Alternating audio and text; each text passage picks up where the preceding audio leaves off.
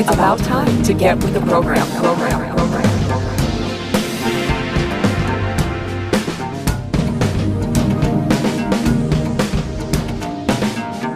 Hey, so Chris, you mentioned that LePage didn't want to go forward with the Medicaid expansion, so Utah is in the same boat. Yeah. We basically had an escrow account saving the money for the Medicaid. We actually have a voter proposition that was voted on, Prop 3, and it passed overwhelmingly, and now the legislation is going to try and retard it in much the same way that LePage said, oh, you guys want it? Well, go fuck you, because fuck you. So it's really interesting, and it sucks that people have to go through this pain, but unfortunately I think this is the only way we get progress, is by pushing for something, forcing these people to raise their hands to show how anti-democratic they are, and hopefully piss off enough people who decide that they want to actually run and change something about it. Oh my God! Hey, wait a minute, Josh. Guess what? What? We're live. Hey, everybody. Oh my gosh, that's right. Oh shit, we didn't introduce. Oh, we did nothing snap. at all. So here we are, another day. Yeah, another day. Jesse's yes, here too, we are aren't all you, Jesse? excited. Yeah, I'm here. I'm listening. Jesse's down south, and we have with us a We're very all special excited. guest, We have a special guest with us, Johnny Progress, aka Johnny Akzam. How's it going? How's it going, everybody? How's it going? Well, in the last episode, we mentioned that maybe we need somebody to come on here and tutor us on a little bit of MMT, because we got talking about taxes and people paying their fair share and covering the cost of things that the government does. And, I've been reading a little bit of John Loritz lately, and I have to say this definitely is something that I think more of the public needs to understand. And John, who better than somebody who's kind of deep in it, especially with the federal jobs guarantee, which I think is kind of tied to this scenario, than Johnny Akzam to explain it to us. Well, thank you. Yeah, by any means, I'm not an economist. Okay, I'm an activist. But what's interesting about the way money works is even economists will tell you that economists aren't the best people to tell you how money works in society.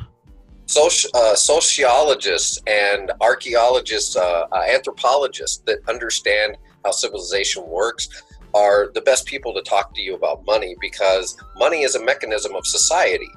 It is how we provision. It's how it's usually governments. When we speak of government, I'm going to speak about it in the United States realm, so that people understand what our actual authority is. Yeah.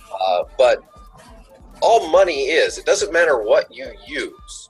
Okay. All money is a mechanism of us to agree upon, to standardize for exchange of goods and services. That's all it is. Back in the day, they teach you that we started from a barter system, and anthropologists will tell you that's not true.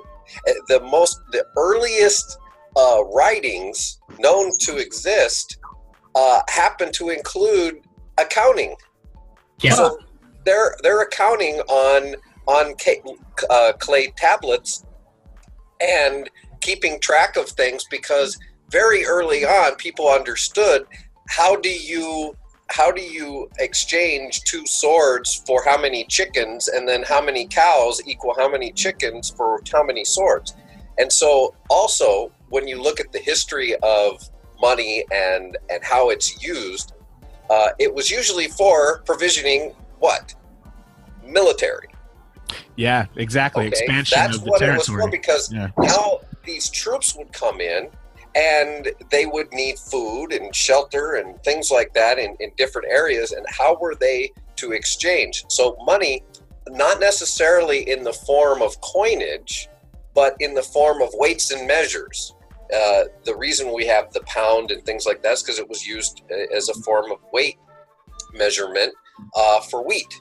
Okay. And that was the gauge upon which we used. Now, in the United States and in other countries, sometimes what they've done and what they do is they peg their currency to a commodity, which is what we did with gold and silver. Yeah. Right? And that what that did was it created this exactly what you think it is, right? If you print more dollars, then the value of the dollar goes down because each dollar is pegged to a certain weight measurement in gold. That's what we all learned in school. Yeah. That's exact. But that was true back up until 1971. And even before 1971, FDR removed us from the gold standard temporarily to take care of the war. Yeah. Right?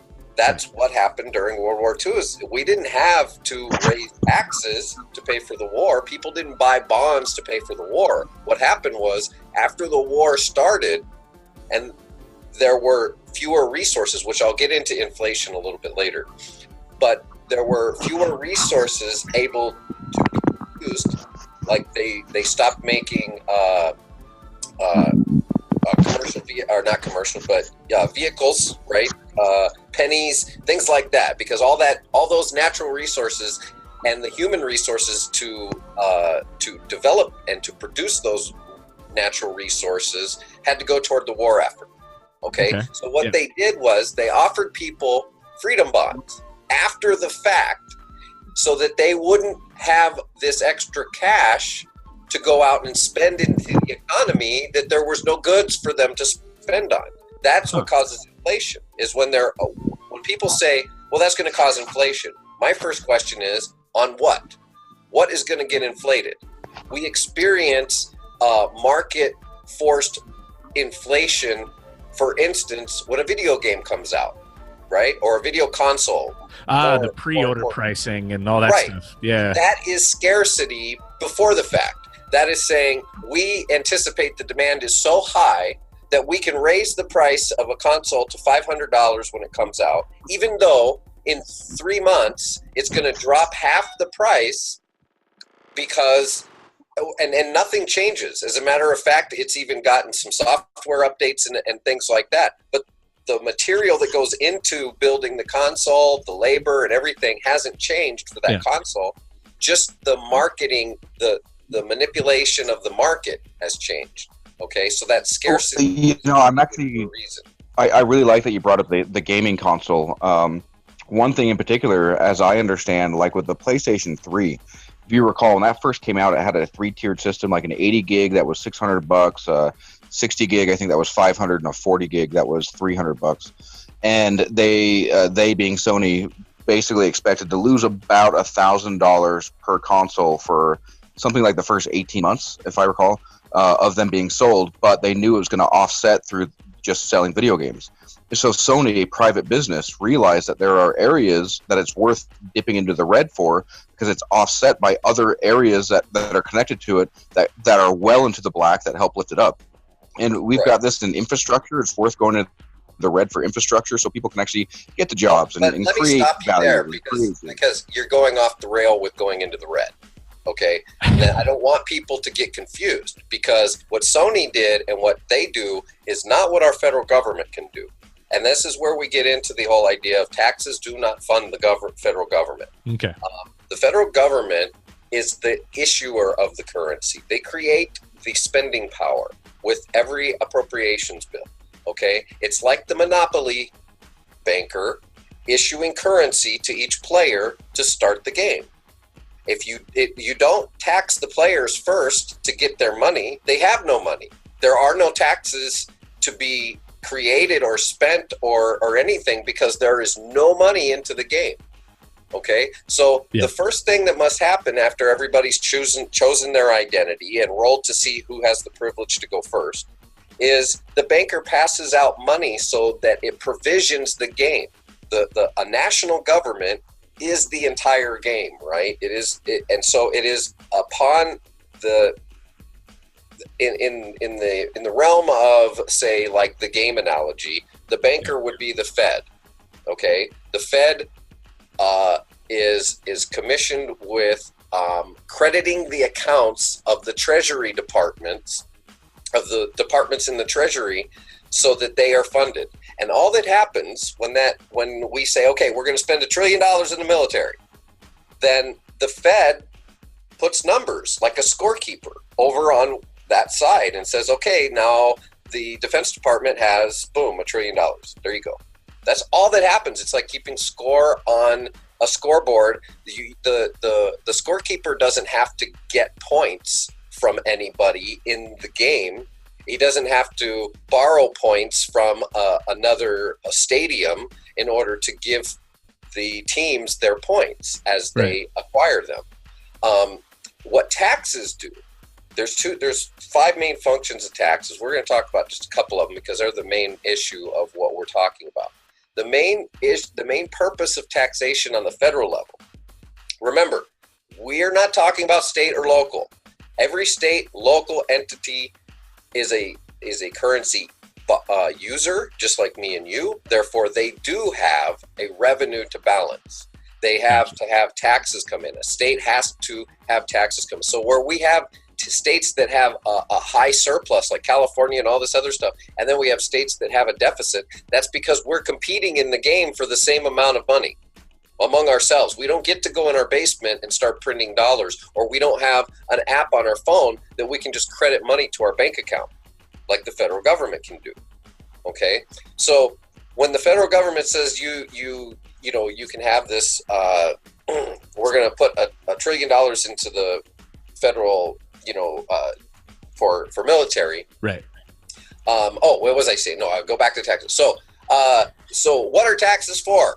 That's the question. What are they for? Well, we impose taxes as a government. And when I say we, it's because we, the people, are supposed to be our government, right? I like to say that a lot. We impose these taxes in order to create a demand for that dollar, so that now you and me decide to use it as a standard currency. Because if you don't impose a tax, and here's an example, a small island didn't have, and there's that one island that we just came into the news where they have no connection with the world. Well, this happened, figure back in the days of colonialism. This happened a lot. The Spanish or Portuguese, I can't remember who it was, but it's not really important who it was. The story is that they find this island of people. They live in huts. They're a tribal community. They hunt and gather, and they take care of each other. Right? That a barter system only works in a tribal society where you have these resources that you all work together, and you say, "Oh, you found this, and I could have that," and you take a fish, and that works there. But what happened was they came and they said, "Oh, we there's a lot of coffee on this island, and so they built a coffee factory, and they wanted the people that lived there, the inhabitants, to work at the coffee plantation. Well, they had no incentive to. They lived in their huts. They were fine. They hunted. They gathered. What incentive did they have to go and work at the coffee plant? Yeah. They had none. So then they created, let's say, whatever. I'll use the biblical denarii. Okay, the denarii was what they were going to pay them, and they said, "Well, we'll give you 10 denarii if you come work in our plant." Well, they said, "Okay, great. But what do I need those for? What do I need those for? Because when I go hunting or I go fishing or somebody creates a basket in my tribe, I don't need these to trade them with." So what they did was they said, "Well, we're going to charge you 10 denarii a month for your freedom, basically. And if you don't pay us these 10 denarii, now that we're here, we're going to burn your huts down." So it was an imposition of taxation. Pretty fucking gangster, if you ask me. That is exactly what it is. But in a modern society, look at it as a mechanism to provision ourselves. Okay, so in that instance, that's what happened. So that's just an example of what taxes do. So they said, "We're going to burn down your huts if you don't pay these taxes." So now they're imposed to go work at that plant to earn those 10, maybe whatever. Now, what happens in that tribe? There's some people who don't work at the plant, so they don't earn any of those, but maybe they cook things, and the plant pays them 15 a month, not just 10. So they have a little bit extra. So that's how that monetary system starts accumulating. But the imposition still stands. The laws, like if we don't pay our taxes, you're going to go to jail, they're going to seize our property, they're going to do whatever the law provides. They're going to burn down their hut if they don't pay that $10. And the only way to get that 10 denarii is to go work at that plant because that's the only place available that's passing it out. They've created themselves as the government there. So now take that to our society where we exist. We say, okay, well, we do want a standardized society, a standardized means of payment, so that people can exchange, because that's all money is. That's all it's for. It's an arbitrary representation of wealth. Even a gold coin, it being used as a coin, is only a representation of its value to the state it belongs to. Right. Okay. As a commodity, the gold in weight melted down is worth something, but as the coin in of itself, it fluctuates. So in our fiat monetary system, which just means free flowing, means it's not pegged to any commodity like gold. It's not pegged. I'm fighting with Nico House about this. I love that kid. He's so brilliant, but he believes in the petrodollar. The petrodollar exists to the extent that it exists, but it is not what our dollar in the United States is pegged to. It's another mechanism of exchange in the foreign market that is pegged to a commodity, but it is not what our U.S. dollar is pegged to. And if the market crashed on that or something, it wouldn't affect our ability in the United States to provision for ourselves by spending money in, for instance, go back to the monopoly analogy. Let's say, for instance, I don't know, we all had our house rules for free parking, right? Yeah. Do you put the taxes in free parking, or do you put 500? I used to put everything in the middle. Right. And if you get free parking, boom. Right. And then when you land on free parking, that's like a lottery for the player, right? Yeah. But the same thing exists in essence when you go around Go, right? When you pass Go and get $200 from the banker, does the banker turn to all of the players and collect a tax from them to pay you that $200? Not at all. Not at all. They just reach over there. And here's another interesting thing about the game. It even tells you in the rules that if you're to run out of paper money, now remember this was made way back before we when had socialism wasn't a dirty ass word, I think. Well, but it was made. Yeah, we didn't have video, machines, video copiers or anything like that. Yeah. But back in the day, it said if you ran out, just keep track on a piece of paper. So if you ran out of money, you could actually give a player an IOU for, say, $10,000, and they can give you those bills back, and they are still utilizing, because the idea, if you wanted the game to continue going on, you would just keep provisioning the game by putting money into the game. So that's what the credit system. This whole influx of MMT and how we're free to spend. Now that doesn't mean that we just start funneling money into every damn thing that is loose out there, because that creates this issue about inflation. So what is inflation? Inflation is not having too much money in the system. That has nothing to do with the amount of money. What inflation is the inability of that money to actually put the human and natural resources in that society to work. So, like I said, we experience inflation if there's a run on something. So now everybody has money in their pocket and they all decide they want to buy an iPhone because they can afford it. So iPhones become scarce. So those get inflated. Now that doesn't mean that everything gets inflated. However, the reason people make this connection with inflation the way they do is because back when the oil crash happened and oil prices skyrocketed, what happens? With something like oil, not an iPhone, it affects everything, because everything distribution, every bit of energy we have, every single car ride we do, every light that's on, everything is reliant on fossil fuels and that kind of thing. Yeah. So that is the inflation of that is going to cause the inflation. We saw that same thing happen toward the end of Bush's time when prices went up, right? I was a contractor at the time, and the cost of gasoline was up almost $4 and to drive a four-wheel drive truck around, to different job sites around town turned twice as expensive. So people started looking for cheaper vehicles. They started going less. They started using public transportation. I mean, it affected everything. The cost of lumber went up. I remember people complaining about orange juice and milk, particularly. Being such a big goddamn deal that people couldn't buy it anymore. Yeah. And so when we talk about inflation, we have to talk about what is being inflated, first of all. And then we have to look at why. Why are those resources scarce? It's not because there's too much money. It's because the demand, I mean, yes, it could be because people have money to spend. However, the reason for any specific inflationary concern is not because there's too much money. It's because there are not enough resources to fill the demand.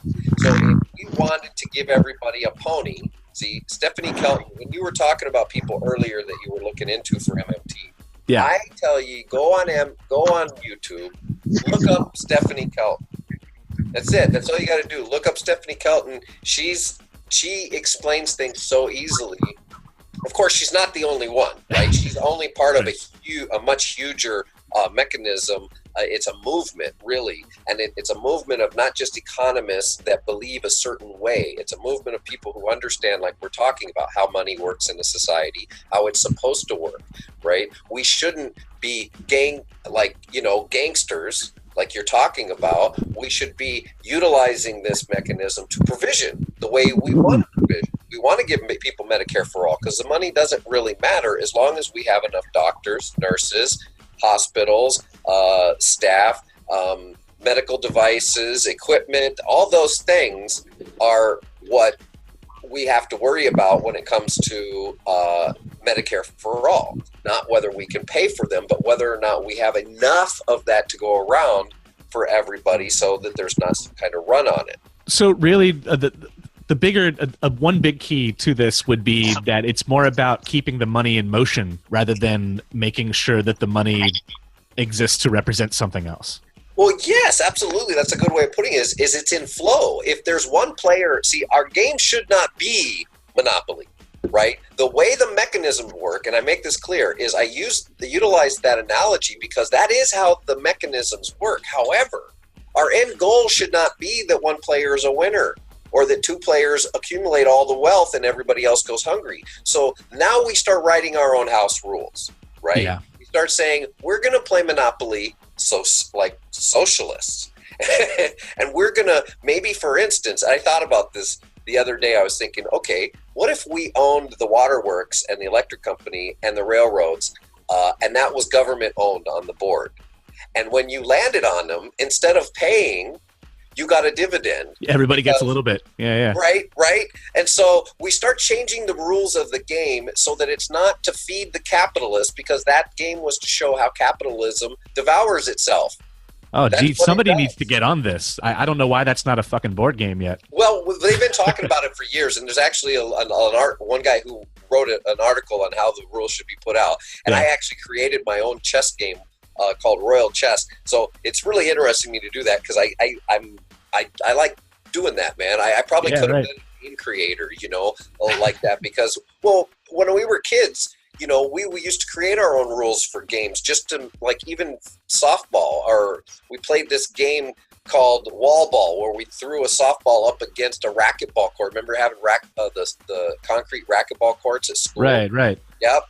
And so we were out there and we had a broken bat. And we didn't have a racquetball, any of that stuff, right? So we had this softball, and we'd throw it, and so the pitcher had to bounce it off of the wall. It'd come back, it had to bounce once, and the guy with the broken bat standing on the other side of the line had to hit it, and then you turned around and you had to try to stop it, and if it went over, then it was a home, right? We made our own rules, and I remember we played that, like, for the longest time, and it was all because we found a broken bat, So we can do the same thing, and we have to understand that what we can do with the game of Monopoly, we should be doing in our society, because we are the rule makers. That's what I was starting to think as you were describing that. As adults, we got to remember how we were as kids. Like, as long as everybody agreed to the new rule change and they all felt that they weren't getting shafted by it, Everybody agreed to it. And then it was just a thing. It just became into existence. Why can't we do that with our own society? And we can, and we should. And that's what these conversations are about, right? Goddamn right, man. So I have a question. Go ahead, question. Okay. So like I said, I mean, when figured out what the topic was going to be for this one, I've been reading a lot on MMT just for the last even couple of hours. And if we did the MMT theory and actually put that into practice, what I see the biggest problem is going to be is you've got too many of the quote unquote big corporations, like too big to fail, Walmart, Amazon and the like. How much are we going to be able to even get in the current environment where you've got Amazon who's going to make more on corporate welfare potentially than he will in profits with this new deal that he's got going in, what is it, West Virginia or Virginia and New York? These are the things that I see that are going to be the biggest. What does that have to do with how our economy works? See, MMT is what people have to understand is we're not implementing anything. MMT is not, we're going to implement this. MMT is an explanation of how it already works. What I'm telling you is MMT. What I'm telling you is that we have the ability to put as much into free parking as we want to. Now, we can choose to put it in free parking, or we can choose to put it in the electric company. Other infrastructure portions, yeah. Or like I said, we could choose to put, we could change different things around on the board and say, okay, so you land in free parking, you get 500. If you land in waterworks, you get 200. If you land in this, you get this. And that not everything that you land on in society is a rentier thing that's taking away from you. Now, just to clarify, that MMT is already being used. It's been used. It's how we govern. Okay, it's just that the society doesn't understand, or most of us don't get that that's what happened. Right. I think so when they gave all these big tax cuts to the wealthy, and then they turned around and they spent that same amount in the military, that was the utilization of MMT, because they were saying we don't have to raise taxes, we don't have to get funding from taxation in order to spend. They demonstrated it. The problem isn't that we're spending, just real quick, it isn't that we're spending, it's what we're spending on. Absolutely. And, we got 7 minutes left before the break, sir, but I have a question for you, and I think it might cover what Mr. Cheney was shooting at, because it's definitely the thing that grinds me up the most. With everyone arguing over the tax levels and wanting progressive tax things, I think AOC brought that up. And then we learned that big corporations cheat on their taxes. We learned that the rich keep money in the Caymans or something in order to relieve that from taxation. And all of this avoidance stuff, it seems like they're operating on the gold standard methodology, which then makes us read something like MMT and think that it's not actually the way things are. Well, so I'm wondering, what they're doing. Why should we be mad that they're avoiding taxes on their on their money? That has to do with wealth and income inequality. Okay. That just has to do with hoarding and concentrating freaking wealth because they're greedy. They're playing Monopoly. And we have to, in a separate case, we have to make a separate case for that. Paying for things like the Green New Deal, Medicare for all, college for all, student debt cancellation. Those are kind of the four big ones, right? That cost. Paying for those things have nothing to do with how much taxes the rich are paying. Absolutely zero. I just told you that because we cut taxes and then we spent a bunch of money.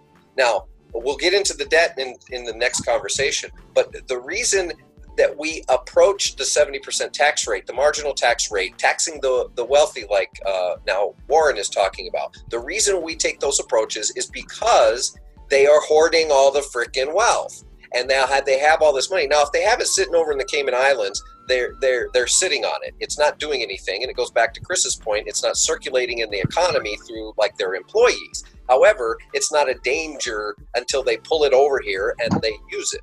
I see. The problem is that they have the access to utilize it to influence our democracy, to influence, to gobble up more, because now 6 companies own all the media and all that shit. So that's what we're trying to stop by taking away from them. It's not to pay for anything. So we're in a swords and arrows war, and every now and then the 1% pop up with a machine gun.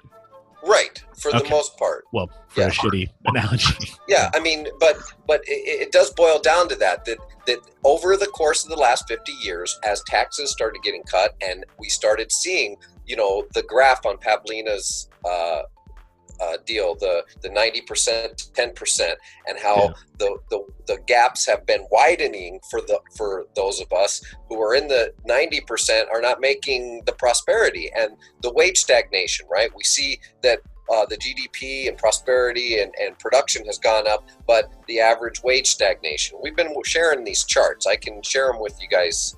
Yeah. Hey, man, I live that chart. Those charts are showing what's happening. I'd like to... with the tax. I'd like to pipe in real quick to have a better, make sure that I fully comprehend what we're talking about here. So MMT is effectively when a bank gives you a digital representation of money that says you now have $10,000. They don't literally give you $10,000 worth of bills. And so then you can turn around and say, I'm going to go ahead and put this into some sort of market investment, whether say infrastructure, like the Eisenhower infrastructure bill, something where you know that it's going to have some sort of return on investment, where in this case it was 100-to-1 return on investment. The amount of money that you put into it, you get $100 per dollar you put into it back into the economy. So like where you said that oil is so far reaching, it touches everything, so is like Medicare for all, or so is infrastructure. You have roads, you can get goods and services to and fro the entire country. If you have people who are healthy, then they can literally be active in the economy, and then it feeds back in because it's so far reaching into everything. And then if there comes a point where the value of the dollar starts to exceed the value of the good or service you're providing, then you start to tax it a little bit in order to just kind of reduce that. And that's kind of the idea of affecting the inflation. There's much more into it. Taxation is not the only way to control inflation. You control inflation by, remember, inflation is only resemble or caused by a reduction in the real resources available that you're trying to use that money for. Okay. People can play with inflation, falsely manipulate things like prices and things like we saw in oil and with the video games, but that's false manipulation. We're trying to stick within the realities of how what you first said about MMT is basically going to the banks and getting money. That's not true. That's not what MMT is at all. MMT is not. MMT says that we have. I mean, it's hard to explain when you keep trying to box MMT into an explanation, because it's not a theory of economics in the sense that if you try this, it's going to do this. This is how shit works. It's an explanation of what actually exists. It's not. And we need to learn how to wield it. And it hasn't been tried. We're showing you that most of what they're doing is lying to you when they say we have to raise taxes to pay for shit. That's the biggest thing, because that's not what taxes on the federal level do. When we get into the deeper aspects of, like, if something were to become inflationary, and we can talk about that with the infrastructure program in the next segment. Just let me know when we're got to cut off, because there's a misconception between the job guarantee and an infrastructure program, and we'll get into why that's different and how they're funded differently and why they're funded differently. But the infrastructure program, for instance, is something that if we invest into incorrectly, and we go into full blown without any kind of thought, will cause inflation on all of those materials, right? So concrete, road materials, things like that if we start pulling away from what's actually being done now. Now, what most of us understand is that we're in such a deflationary period now. Sorry, Johnny. And with that, we'll be right back to let him continue his sentence. We'll be right back.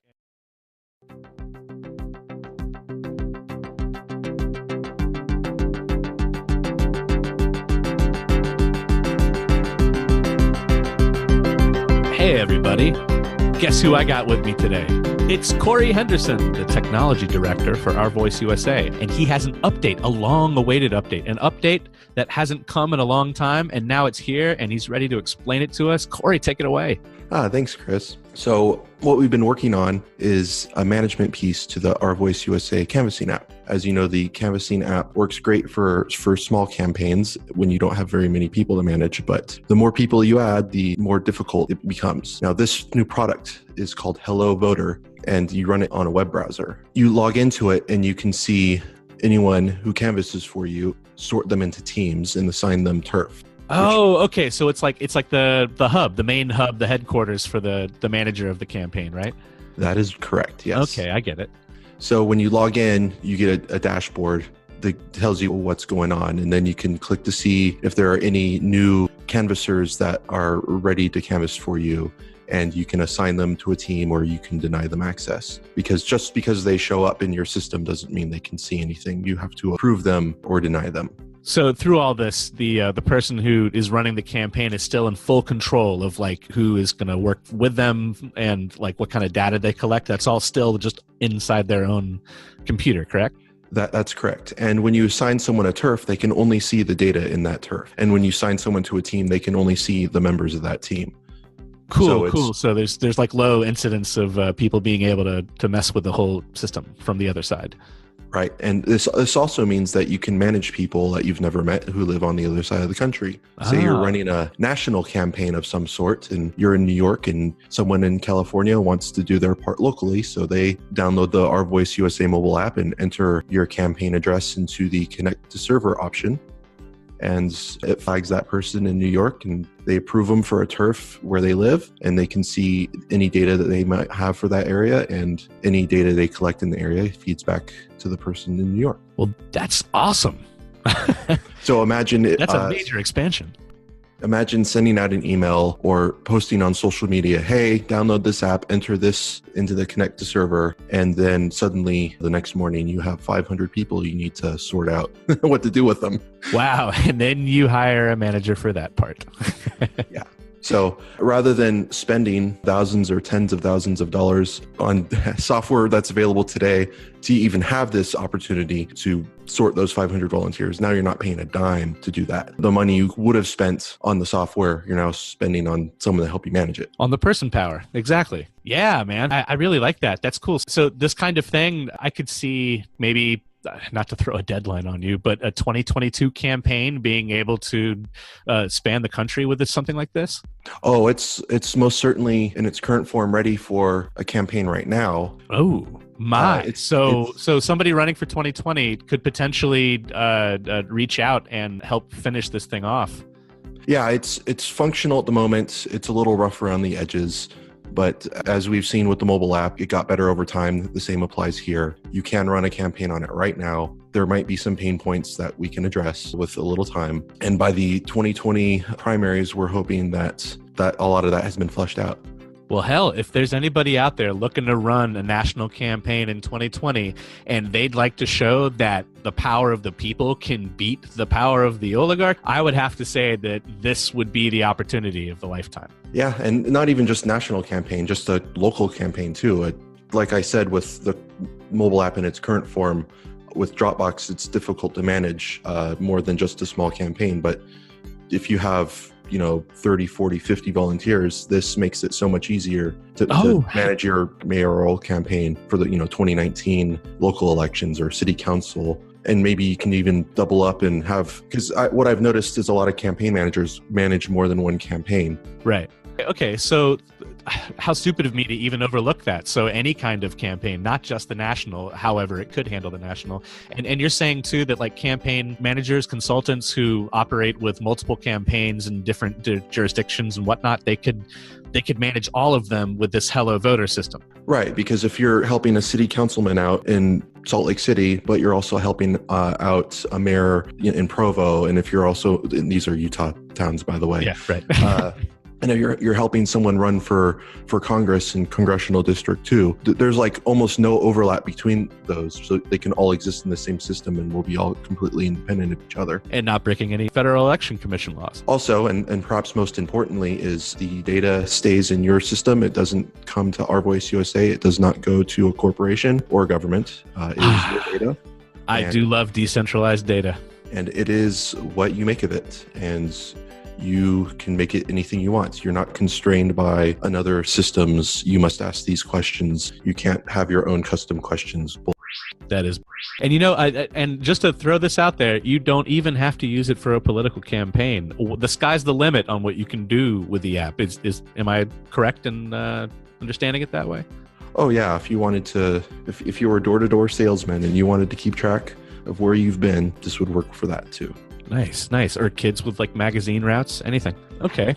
Wow, Corey, I have to say, that's pretty excellent. We've all been waiting for the next major expansion on that front, and it seems that you have cracked that code once again. As far as the skin of it, we all know that's coming down the road, but the functionality alone is what wows me, man. Yeah, I appreciate it. And if you don't mind me saying, go to the Our Voice USA YouTube channel and watch the demo I posted of it. Yep, and we're going to totally put a link to that in this. So, well, Corey, is there any other magic coming down the road after this update? Is there something else we can anticipate maybe in the near future? I do have something that you personally would like very much. Oh yeah, what's that? The web-based politician search. I'm about to go ham on it. He said, baloney, I'm going ham on the web-based search. That's awesome. That's my favorite search engine you've created. You can type anything into that thing, and it's going to pop up a politician that you can then go and call and tell them what to do. Whatever that may be. And people will be able to do a little bit more research, at least having links to being able to find more information on these people, right? Yes. Oh, boy, that is going to be scrumptious. Okay, well, Corey, I am so grateful that you stopped by the podcast to let us all know what's coming next. As always, man, Godspeed on your fast-moving fingers, and hopefully people out there, anybody interested in contributing, can go to GitHub/OurVoiceUSA and check out the stuff that Corey's putting in the repositories. If you know anything about this and you've got a spare few, 3,000 hours you have to put into this stuff? Even just a couple of hours, Even just a couple of hours. Help take care of my boy here. He needs to take a break. He needs some French fries. I don't get that reference. It doesn't make any sense. Corey, thank you very much for coming by. Take care, sir. Yeah, glad to be here. Have a good one. All right.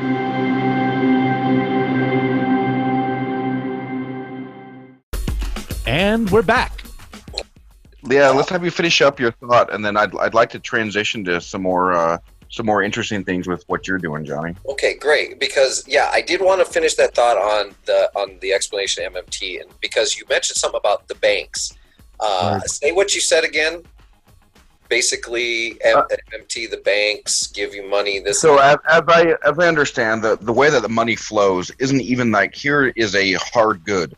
Here's $10,000. I'm going to give you $10,000 in bills. The banks effectively operate in a digital representation, and bloop, now you have $10,000. And so then you can now use that money to flow into the economy however you would operate. So we don't necessarily print every freaking dollar to represent the offset that we did when we had gold, right? So that is true. Now, so everything, but I wanted to make sure that we're clear on the relationship with banks. Banks don't create the money, so people understand that. Banks are a mechanism. They're most of them are being misused. They're capitalist, taking high loan rates, things like that, rather than having the freedom to get a loan at a low rate and be able to buy a home and stuff like that. So they're very much vultures. However, and there are changes in the MMT world that address banking in particular. Okay, so we don't ignore banking, but when we talk about money being created from the government, we're talking about two different types of money in the banking and the government sectors. Okay, the government sector creates what's called high-powered money.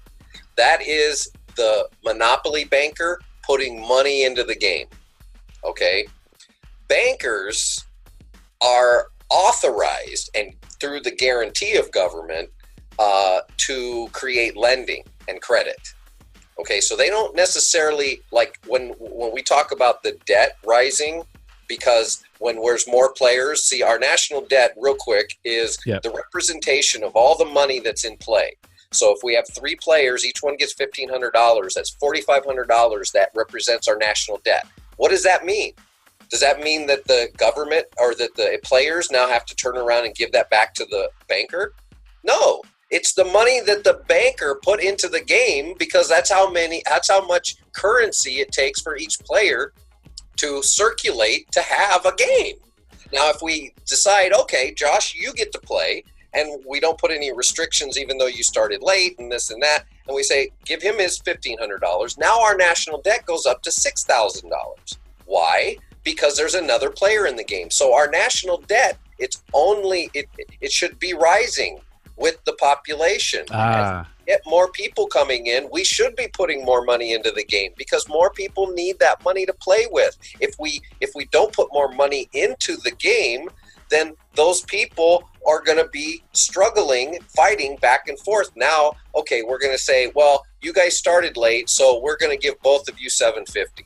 So now there's two people in the game, but they only get $750 to play with, and then so on and so forth. So the national debt is a farce. We don't like to, I always use quotes. Most economists always will, or economic activists. I like to say economic activists because they're lawyers, they're sociologists, they're archaeologists. They're all in the same, group.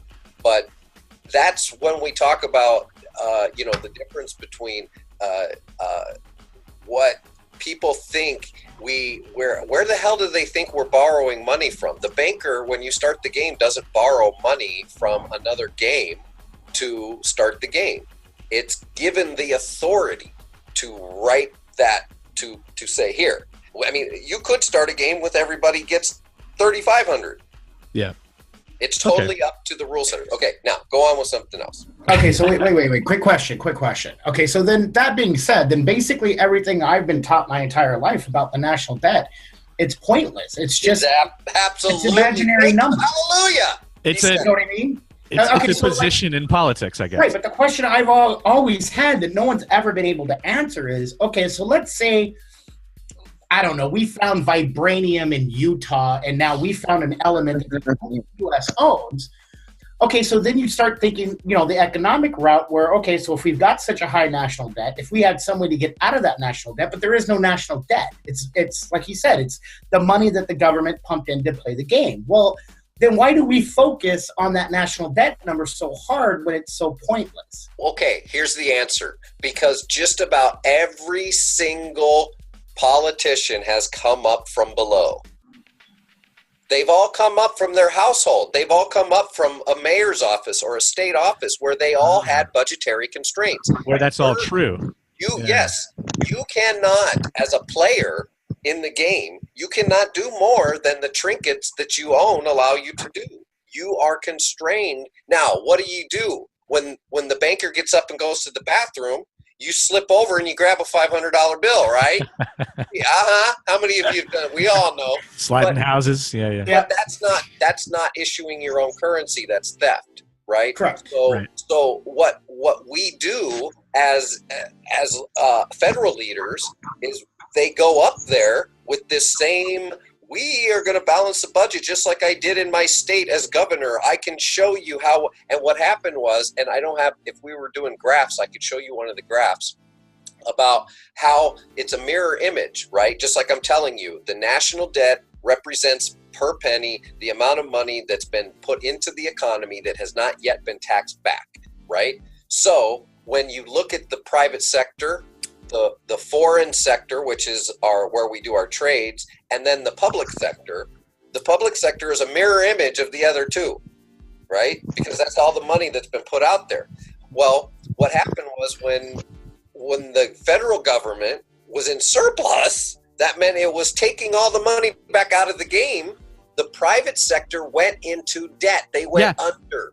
The fucking thing that everybody says Clinton was so great for developing a surplus actually was fucking the rest of us over. Yes, because he took all the money out of the game. So now what you guys are doing is you're playing with now let's say there's another player in the game that is given the authority to loan. That would be like the mechanism of a real bank, right? And what you're doing now, because the government, the real monopoly banker, took all the currency back. Said, I'm taking all this back because I need to balance my books over here. Now you guys figure out how to play among yourselves.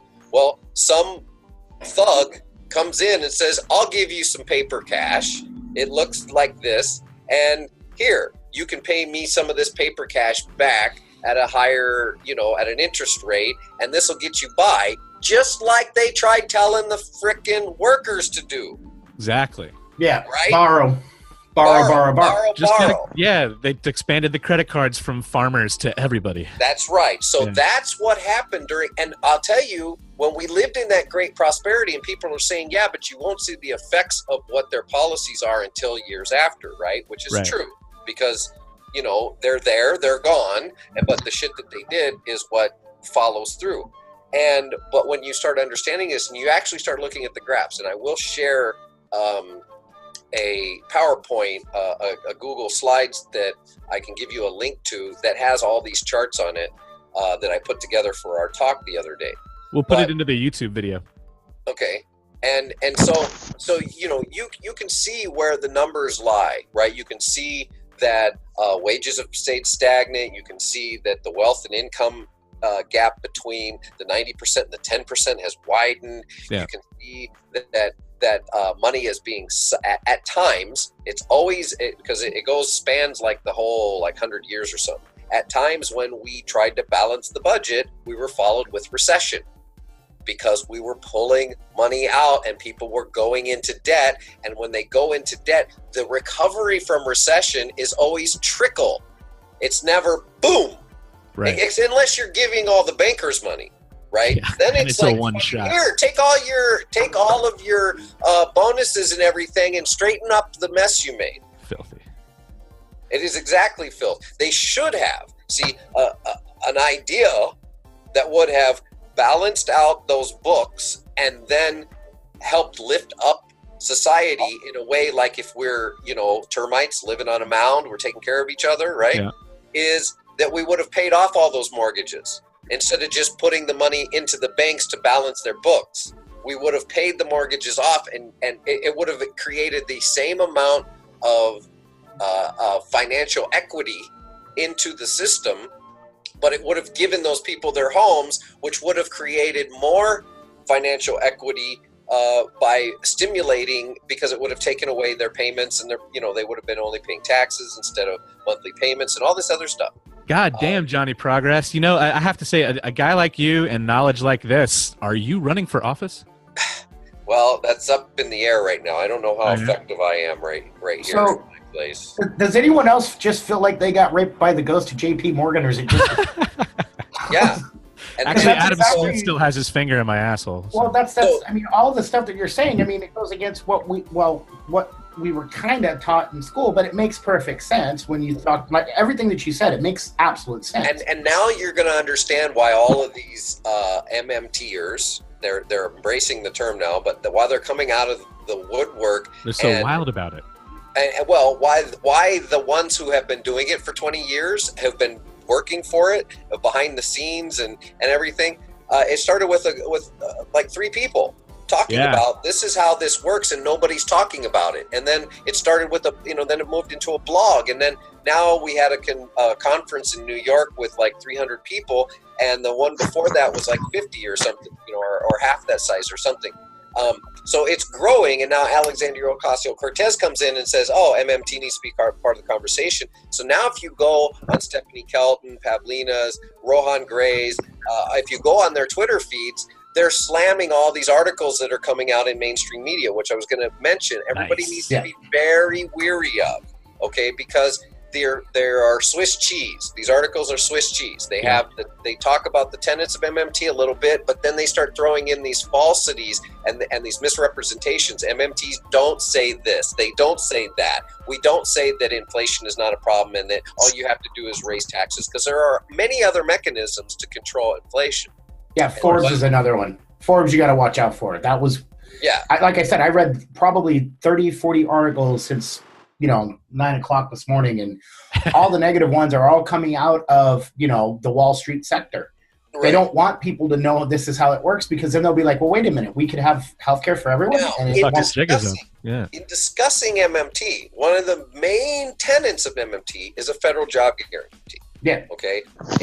What Bill Mitchell, one of the founding fathers of MMT, says is that MMT must have an FJG, and an FJG cannot exist without MMT, a true FJG, right? Because the way an FJG works is you are paid directly from the federal government, just like you would a Social Security check or a disability check or any other, like your tax check or whatever, right? So it comes straight from the Fed, boom, from the Treasury, bam, you get your check for the hours you put in that week. Now, what kind of jobs are they? Well, they're jobs that are created on the local level from your local community, not your mayor, not your city council. They can take part, but it's community commissions of people like me and you who know, hey, we need to clean up a river. We need childcare. We need elder care. We need environmental restoration. So to ask for money for these things, people would like, asking for grant money? Nope.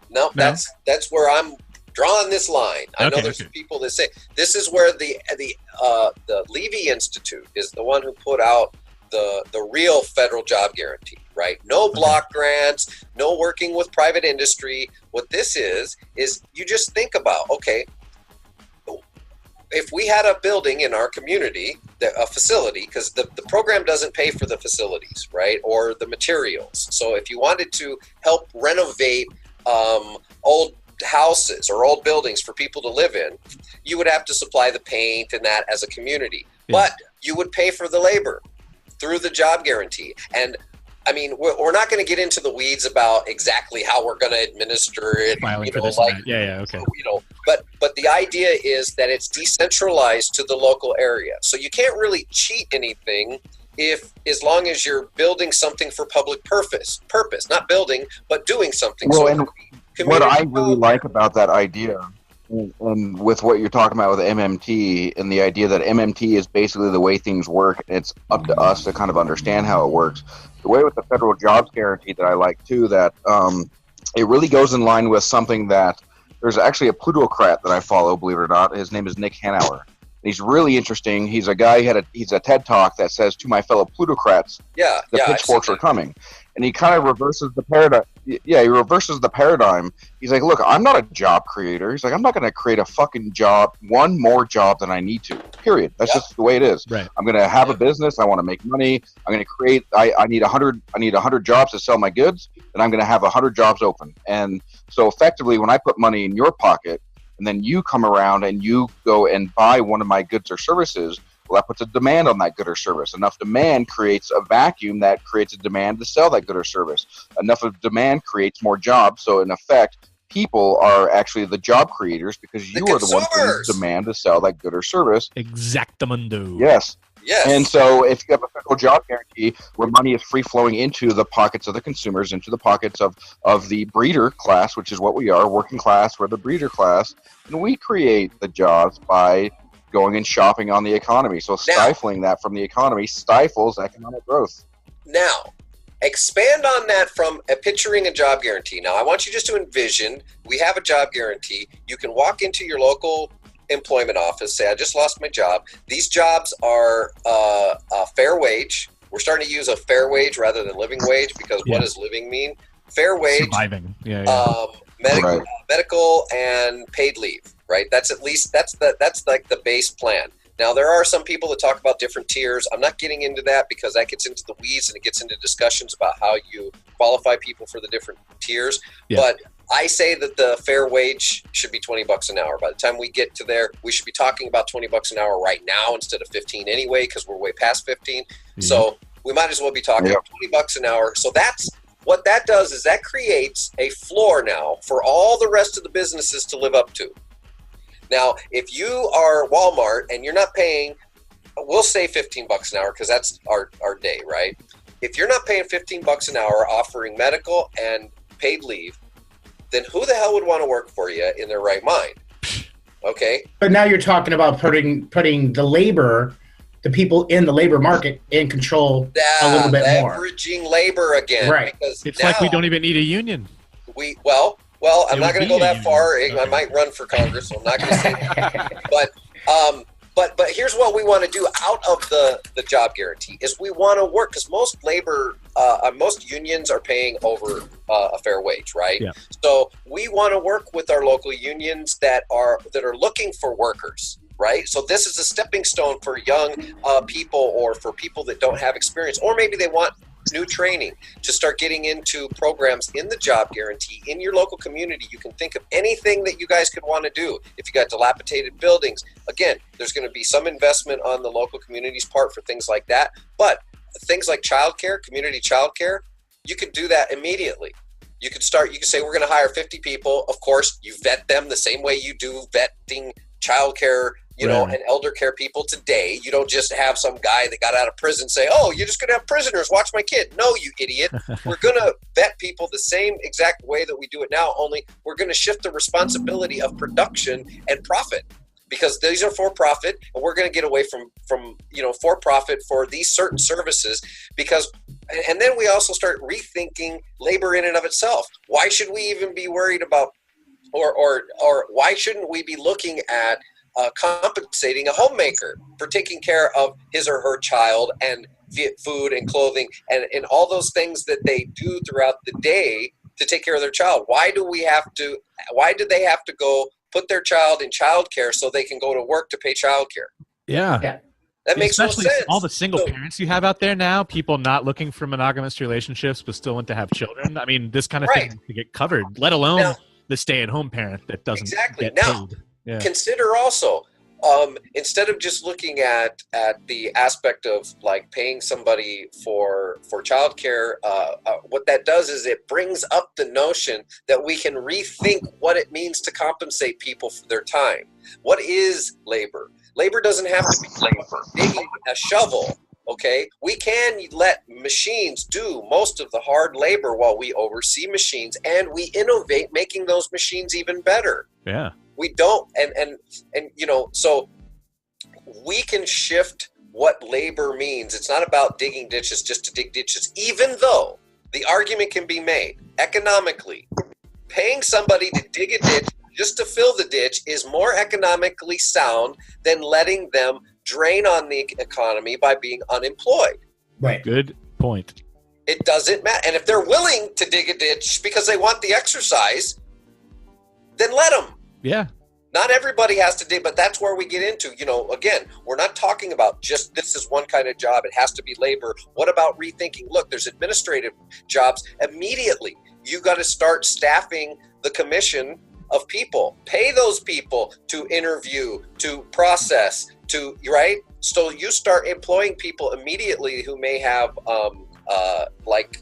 computer skills, things like that. They can sit at a computer. I'm sorry, I just had a flashback.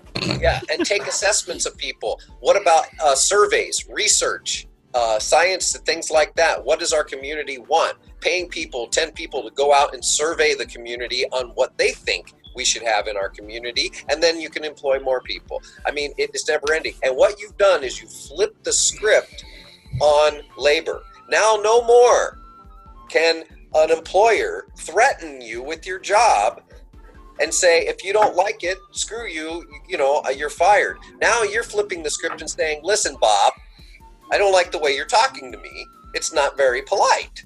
And I don't have to put up with this for another $3 or $4 an hour, whatever you're getting over the job guarantee. You say, it's not worth it. I'll take a break for a couple months and I'll go work in the job guarantee and do something for my community, which is usually always rewarding. You get done with the day and you feel good about yourself as well as getting paid. And then do it. And then there's also programs, because we encourage this, there's programs within the job guarantee that move people out. It's not a lifelong, like you're going to be working it. It's meant to be a cushion so that we no longer have involuntary unemployment as a buffer stock. The fact that we have 16 million people out of work in our economy, and that's considered full employment. That is so messed up. I just have one question. Johnny, is this do you want Star Trek? Because that's how you get to the utopia Star Trek, when you have people that are getting paid by everyone else to do a public service and taking it out of the private sector. You know what I mean? Like you said, daycare. Well, you're not necessarily taking it, you can, here's the thing with the private sector. Here's what we want to do with this.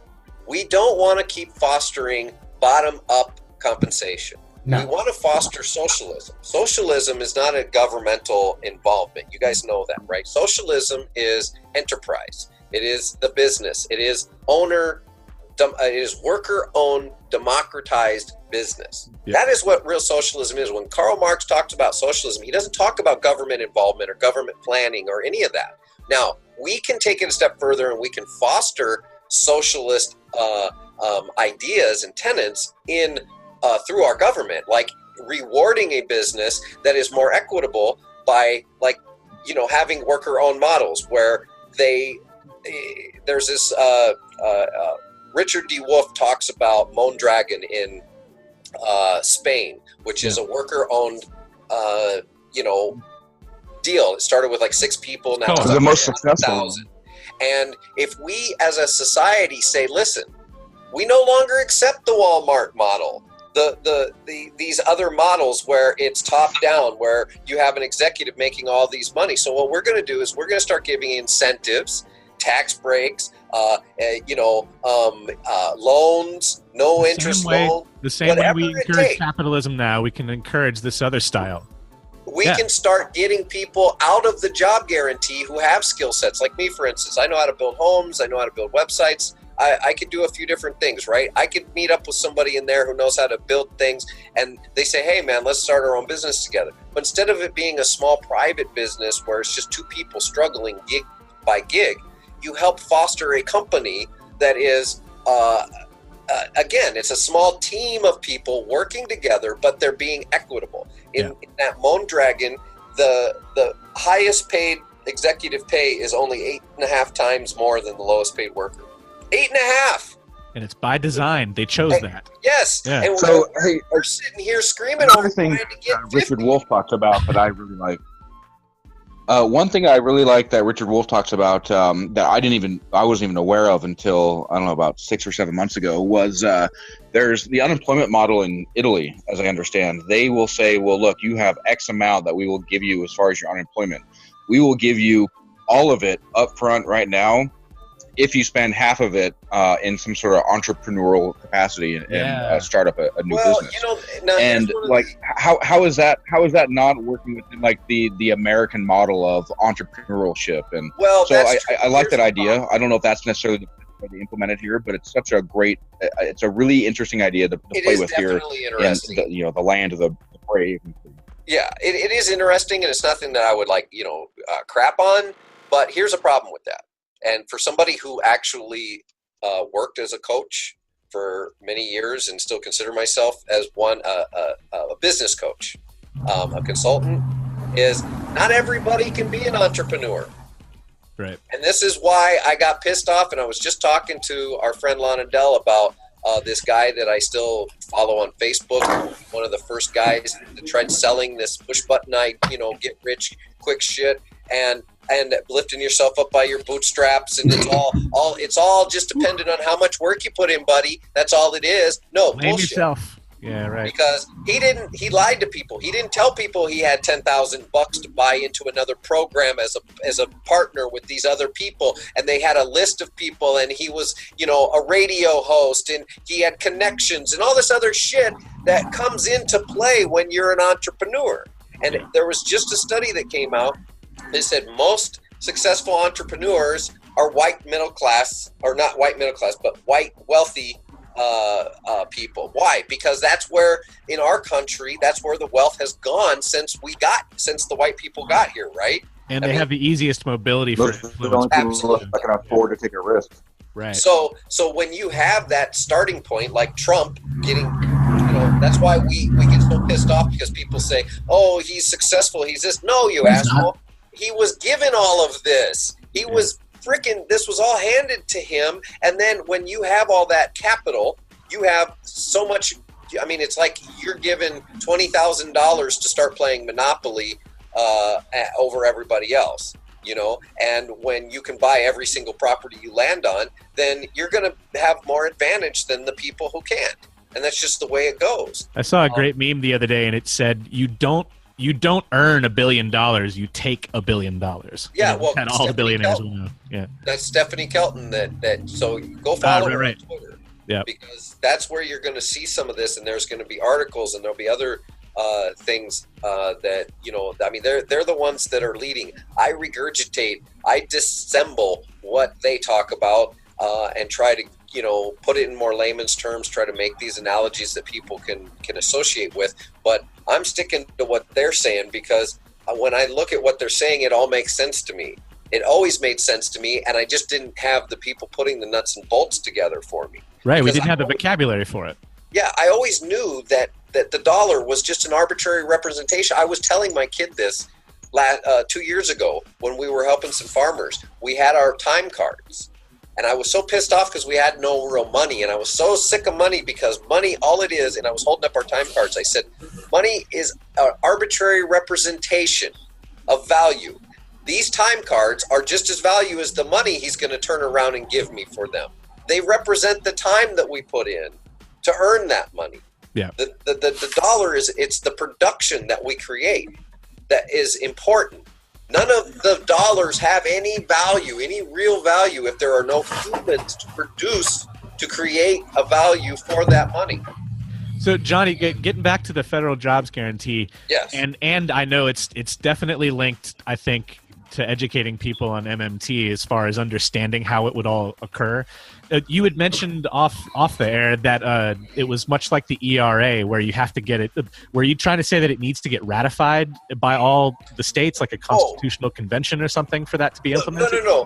What I was saying is, I view this Fight for FJG, the organization that I founded, as kind of like that same type of push as we build out, right? So each state, each group should be, depending on your state and your involvement, the organization is kind of like our revolution, in that we're going to work with candidates. It's a C4. At least we're not full blown yet. So this is kind of the vision. I'm open to whatever the board members want, because I'm not running the show. Right.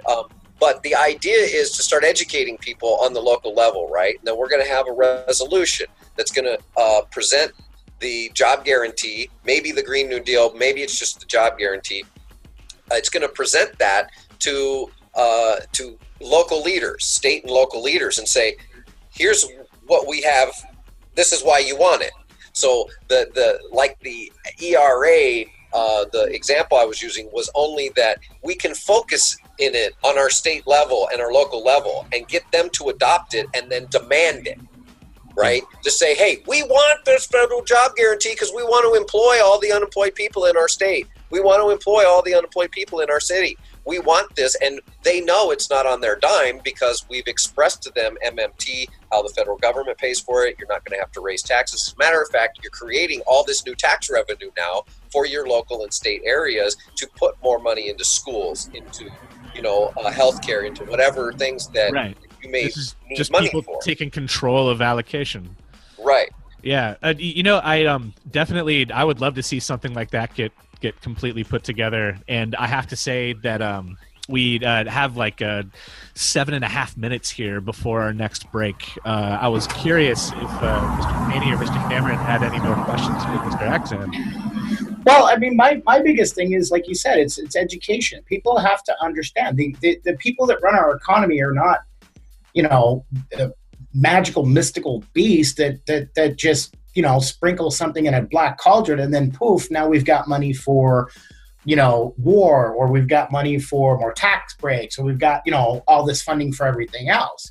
People need to realize that if they can find the funding, like you said, for, the war budget, and that same amount of money could have just as easily have gone and been created for, like you said, federal jobs, or, Medicare, or free tuition, or everything else. And that's everything else. Every argument they have that we can't afford it is fucking bullshit. No, but then they pull out the fear gun, right? The fear gun of, your taxes will go up. Oh, inflation will happen. Oh, as a matter of fact, we have proven, and the GOP and Koch brothers helped us prove, that Medicare for All is less costly, okay? And you notice how the terminology I try to use, right?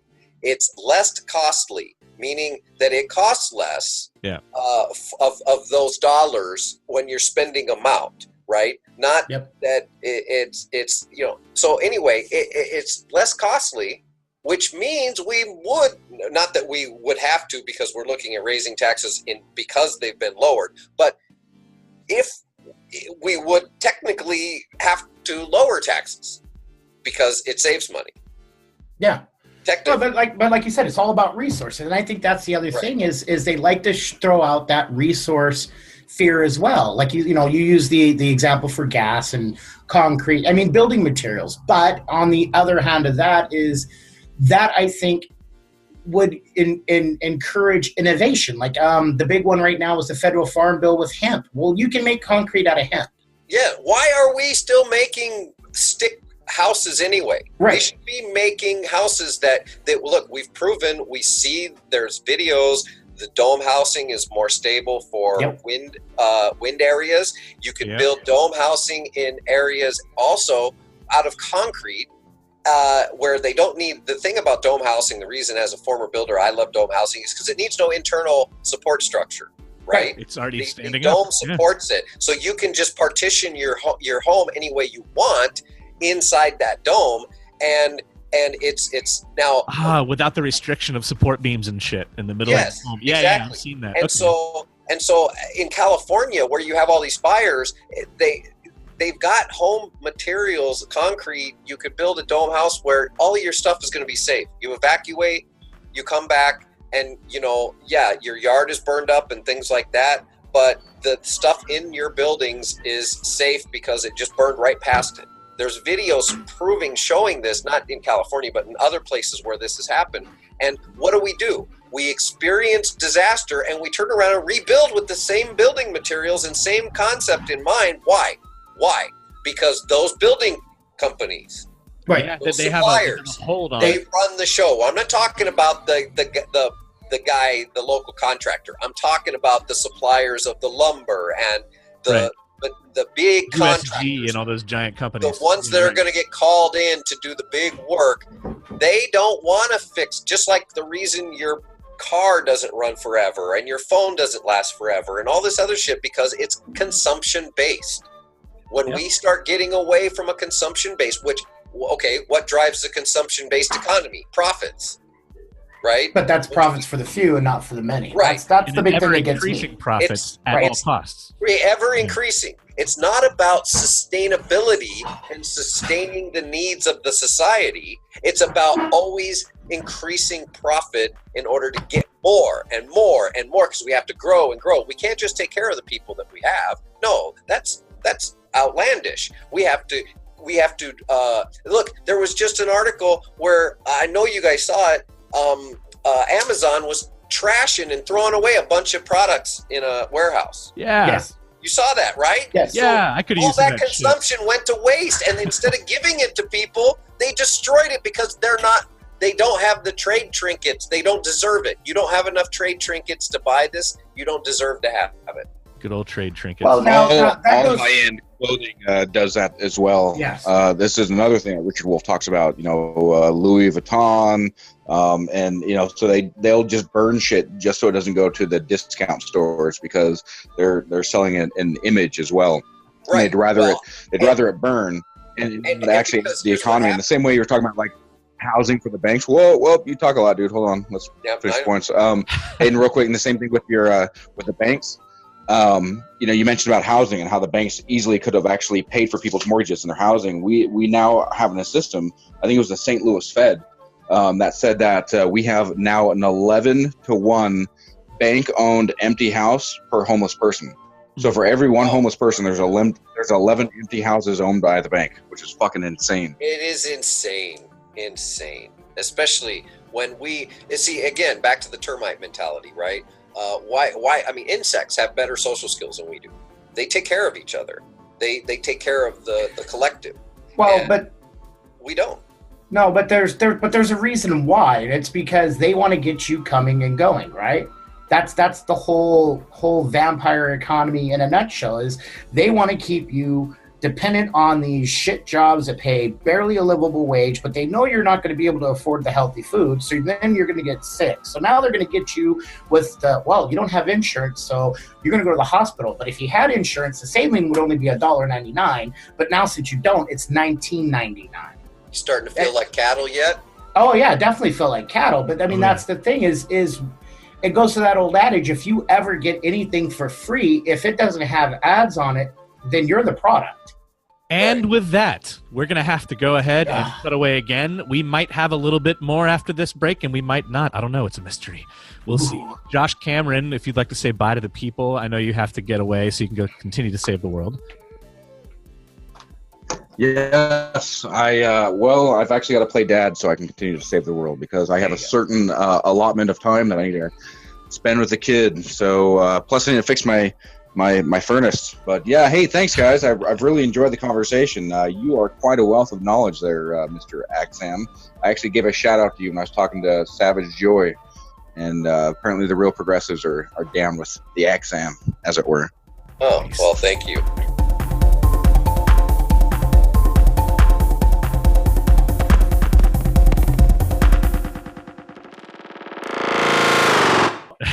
And I used to think that the people pitching MMT were kind of cultish, because the way it was coming across to me sounded like they had just come up with this shit, and it was counter to everything I ever knew. And the way they pushed it was like somebody trying to push a new god on me, and I could not stand it. And so I intrinsically just ignored them. And I think that's what a lot of people do whenever they hear about this. And you know what's interesting about that? At the conference this last time, Bill Mitchell, who he's an Australian guy, so he speaks with an Australian accent, and that's always becoming. But always lovely. Yeah. He's such a nice guy though too, right? And he even talked about we talked about this cultism and how we shouldn't even be using the term MMT. Now the reason it's back is because of AOC, right? Yeah. And we're not shying away from it, because now the mainstream is using it. Now we have to justify and educate people on the holes that they're leaving out. But keep them from defining it, right? Right. But just prior to AOC and the outbreak, we were discussing how MMT, using the term, is not as important as discussing the principles. Yeah. Discussing what we can do with them, and discussing that, federal taxes actually don't fund, federal programs. They don't, they aren't revenue. Oh, what? What do you mean? Yes, of course they are. And then, having that discussion without saying, well, MMT tells us that, because it's not about this trying to build MMT as some kind of movement, because all MMT is a description of the understanding of how the mechanisms work. And these are people. It's unfortunate that people equate the word theory to not necessarily true. Right. Like what the way Stephanie Kelton says is it's a theory like gravity's a theory. Yeah, right. Yes. And we're all operating understanding gravity, even though we all accept the fact that maybe there's something else out there in the world. But for now, this works, and that's what we have. Yeah. And so and theory, as in the means of like scientific theory, proves that this is it's not like, oh, this is some kind of theory we're coming up with. And that is true, because I even early on said I'm going to start calling MMT modern monetary truth. That's got to catch on. We've got to make that catch on, because theory is confusing everybody. But of course I lost that race. That was a pretty good idea though. Yeah. So we've actually been talking about not really getting so MMT this, MMT that, MMT this, but kind of mixing it up and just talking about things. And there are some people in the movement, like a lot of the real progressives crowd, that are feverish about teaching people MMT. Now, here's what I say to that. I understand that some people see that kind of cultish and how it can be hurting things in some respect, but there are different levels to the exposure, right? So what some people gravitate toward and what other people's gravitate toward are different. I understand that we don't want to see kind of things in a negative light. So that's why we have these discussions. Right. Hopefully people will calm down on that end and not get so, oh, you're just a fucking idiot. You need to learn MMT, right? I actually would get messages like that sometimes. I can't name who. I don't remember. They definitely had the logo though, which was a problem because that's what really starts. Well, then when we see MMT mentioned in an article, we have this negative connotation about it automatically, and we want to look at those holes. It's like a natural bigotry. Yeah. Right. We want to say, oh, yeah, see, I was right. This columnist agrees with me. This is all just a bunch of bullshit, and I was right in my thinking. right? Yeah, and so I agree with you. I really think MMT and even explaining the concept of the federal jobs guarantee would be most beneficial to push to the people who are usually on the right and are usually like closer to the Tea Party level of on the right, like Trump folks, those supporters, because they seem to argue that, you know, we need to lower taxes so that it will shrink government. And if we don't tax everybody, then government will get smaller because it won't have enough money to fund programs like all these entitlements that everyone doesn't deserve. Right. And it's like, you know, everything you just said, if you understand the MMT theory, the MM theory, I don't want to be like ATM machine, that's a dirtier term. Everything you just said was bullshit. That's all crap. Like, whatever you think that is true, it's not. It can't be. Right. In fact, quite the opposite occurs. Well, honestly, maybe you guys need to take the mall map theory, or not mall map principle to this, and say, here's where we are. This is how this shit is working. This is how it's supposed to work. And then just show two separate destinations. This is where we should be, but this is where we are. That's I like that analogy. And you know what? That's what's happening right now. Now that AOC has busted it out into the mainstream, you see these mainstream economic activists, whether they're the lawyers, most of them are either law professors, so they deal with policy and things like that, or economists. Or Ben Stein. I guess we have a few archaeologists and sociologists mixed in the crowd as well. But they're starting to step up now that the terminology and the idea has been getting the attention. They're stepping up and saying that. They're saying, look, Alan Greenspan sat right there and told Paul Ryan that Social Security cannot go insolvent. Yeah.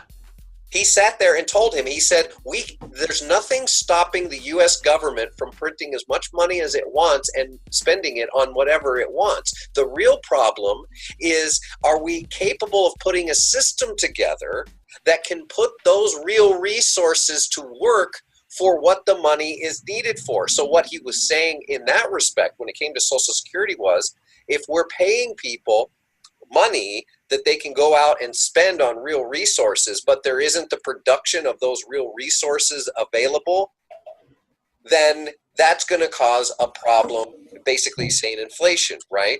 Yeah. He's right. That's why a UBI is not a good idea, because we're not putting people to work in productive capacity. That's what my post was about. It was a UBI post.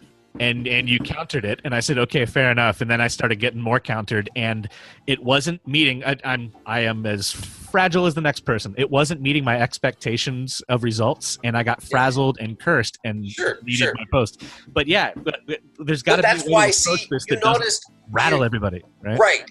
I was trying because we're friends, and because I know that you're not really, you didn't really know all this because you'd been asking questions before. I had no idea. I was taking into account that kind of cultist thinking that's been out there and trying to say, yeah, well, actually this would probably be a better and you actually, I remember kind of vaguely, and you responded that, well, so whatever. And then, whatever social media world, it got dropped. But it turns out you started getting attacked by people who were, oh no, fucking UBI is a stupid idea. You don't understand what you're talking about. That's what it was. And I was like, I can't take this. And what I found is, look, there is a lot to be said for what people want out of the UBI. It's kind of an idea of a resource-based economy where they're looking. We're many, many decades away from something like that because we need to get our stuff straight, right? Yeah. It doesn't mean we can't shoot for something like that, but I we need steps in between, is what you guys are pointing out. We do, and also job guarantee proponents do support a BI. You take the U off of it. We support a basic income that is above what you see in Social Security. So people who refuse to work, who can't work, who don't fit into the workforce program for whatever reason, are entitled to a basic amount of living on top of whatever social nets that we have, like Medicare and things like that. And now, we can encourage people who are lazy to work, okay? And we could find ways to encourage them to be productive in the community. If we absolutely can't, then we don't just let them sit out and starve. That isn't how we deal with people. No. Right? So, but this is like the conversation we had on our last podcast. I mean, when we started talking about socialism and everything else, the government is more than willing to take care of its citizens in the form of you're a prisoner, because then you're guaranteed housing, shelter, clothing, food, right? But you don't have your freedom, and the happy medium has to be what you guys are both talking about. Like, I spent 2 hours looking at MMT. I'm really starting to get a good grasp on it, and it makes sense. And I can see how the UBI would be as beneficial as if we did, or if the government operated like it should. But the biggest problem is giving everybody, the reason the UBI with the universal part is not acceptable at this point is because all you're doing is adding to the wealth and income inequality. Because you can't see my hands, but You're I not have shifting anything. I have one hand lower than the other, and I'm moving them both up at the same time. So, right. And that's that dumbass rising tide. Right. Now, nonsense. Right. What we want to focus on are the people in need, because your neighbor down the street who makes $100,000 doesn't need another $12,000 added to his annual income, because all he's going to do is put it in the bank, put it in retirement, put it in some kind of investment. It's not going to get circulated into the economy. It's not going to produce anything. No, it's just hoarded wealth. It does nothing for the economy. Which I believe is also why a flat tax makes no fucking sense. Well, and look, I had to come around to that. I didn't understand what the whole until I understood what taxes were for, especially on the federal level, right? Yeah. I didn't understand that fairness, that it was to get to control wealth and income inequality, right? And so I thought, yeah, sure, sounds fair. 10% for everybody, 15%, then everybody pays. But it doesn't address wealth and income inequality, because if you are born into wealth, like say Trump was, then what difference does it make to you if you're paying, the same amount as somebody else? You're set. You got it, man. I like making an analogy with food on this one. Let's say that all a human being needs every day is one grilled cheese sandwich, and one guy has 10 million grilled cheese sandwiches, and the other guy has one grilled cheese sandwich, and the government wants to tax both of those people 15%. The guy with 1 million grilled cheese sandwiches is still going to eat today. The guy with only one of them is now going to be a little bit malnourished. Exactly. That's what's fucked up. The thinking comes from, and where we start talking about not equality, but equity. Right. There's a big difference. There's a meme that I shared where these guys are watching a baseball game and they're standing on boxes, and they're all I've seen that one. I like that one. And they've put different captions to it, but the one that I shared was the difference between equity and equality. So equality is they're all standing on one box, and the tall guy gets to see, the medium guy gets to see, and the short guy doesn't. Yeah. Equity, the tall guy doesn't get a box because he's tall enough to see over the fence. The middle guy gets to stand on one box, which allows him to see over the fence, and the little guy gets 2 boxes. So all 3 boxes are shared equitably among the needs of those individuals. Beautiful. Not equally, right? So, and that really kind of paints that picture. And people say, well, that's not fair. Well, wait a minute. Why isn't it fair? He can't help the fact he was born the way he was born. You can't help where you were born, what family you were born into. That's where we also start talking about ideas like baby bonds. Yep. Where when you're 18, you have an automatic nest egg. Yeah, Gerber actually kind of has that sort of thing going on with their private funding, of course, but this is a program that's being pushed and advocated by Derek Hamilton. Okay. He's a really academic professor over in Denison, and a black rights activist, and all that stuff. Talks about reparations, but the idea of the baby bond comes through that deal that people are born into poverty. Yeah. You have no leg to stand up. How do you pick yourself up by bootstraps? You don't have boots. Well, that's the biggest misconception, and that's one that realistically, like when we do the podcast, I'm kind of the blue collar guy. I'm not as deep into politics as everyone else, but I kind of give that perspective that this is how most people are. We don't got time to sit here and do all this, research and everything else. And then, you get fatigued. You get to the point where you don't want to, like you guys were talking about the MMT and then the cult angle is it's one more thing. Like, it gets tiring after a while, but that's what they every year. Right, but that's what they count on. That's what they want. You've got an entire elite portion of the population who is at that greater advantage just because they happen to be the sperm that was born to a JP Morgan or a Rothschild or whoever. Yeah. So or even the family that makes $250,000 a year. Right. Okay. But then you've got the 0.001%.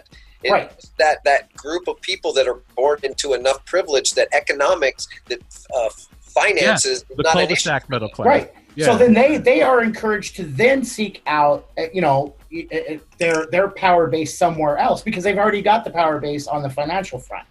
So they go into politics, and then of course their perspective is not going to be anywhere near what someone else's perspective, say mine is. I wasn't born into a rich family. I've worked since I was 16. And Right. most of your thought is towards getting money so that you can exactly. survive. So they don't have that struggle. So then they can go and say, well, I want to be a politician and I want to go and be a policymaker. But their policy angle and everything else is, and it is human nature, is to make their wants and needs more prominent than what society should be. Right. It's the out of touchness. It's correct. It's Wilbur Ross. Yeah, like, it's Pelosi.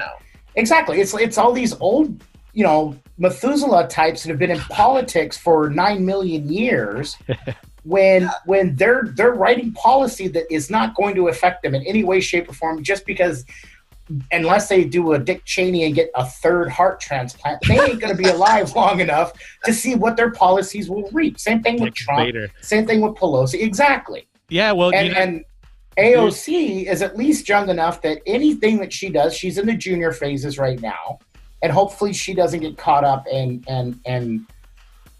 I don't know.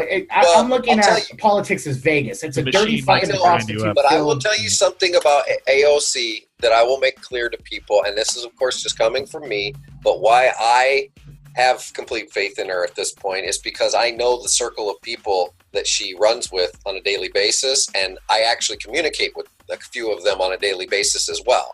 And I know I watched her very closely after she got the nomination, and I snapped on a couple of things that she misstepped about affordable and accessible and things like that, and said, I don't want to see her backpedaling, trying to go to the center to get elected, where she won this nomination on these policies and what she was standing for. Yeah, and Josh got real mad at me for implying that a little bit, but but she did, and then she didn't, right? So she said something, and then that was like it, and then she started getting right back on course. And since she got into office, she's become a celebrity because of darling. It's not because like she did anything in particular to do it, but what she is doing is she's sticking to what, because I was pissed that she wasn't saying the MMT stuff, and she knows it. I know her circle. I know the people that she runs with. And so when she was kind of dancing around, well, we could raise taxes and this and that, I was getting a little excited about that, because I was like, listen, you know the truth. We've been waiting for this. It's your opportunity to stand up and speak the damn truth. You don't need 20 of you up there to start doing it. But now, see, let me interject. See, that is the problem with me and my type. Is the simple fact is we know and we accept the used car dealership mentality when it comes to politicians. They promise you everything to get to that point, and then once they get to that lovel, then suddenly they turn their back, and then they start voting where the money is, or they start voting how lobbyists want them to vote so they can get that money. And that is the biggest disillusion that I have with, I mean, I spent 15 years in Canada, and now that I'm back in the States, nothing's fucking changed. It's actually, they don't even bother to hide it anymore. No, you know what sold worse. her for me, though? You know what sold her for me is her recent vote. Her recent vote against the thing that every Democrat voted for the wall funding, because it was going to end the shutdown, but it also gave more money to ICE. And she and her constituents don't want that to happen, is what she said. And so she voted no, against the will of every single person in her party. And anyone who is willing to do that, so far, you're 100% in my book. Right. But we all know the game. The game states that if you don't play well with the others that are in power, you won't be allowed to play the game anymore. They'll make it to where, we'll see what happens. Yeah. That not with her. See, now with me, if I were there, probably, right? But not with her, because she has the power of celebrity that the media has created for her. So now and plus either she or her team or whatever it is are freaking awesome with their comebacks on social media. Yes. Yeah. When they attack her, she doesn't get snide.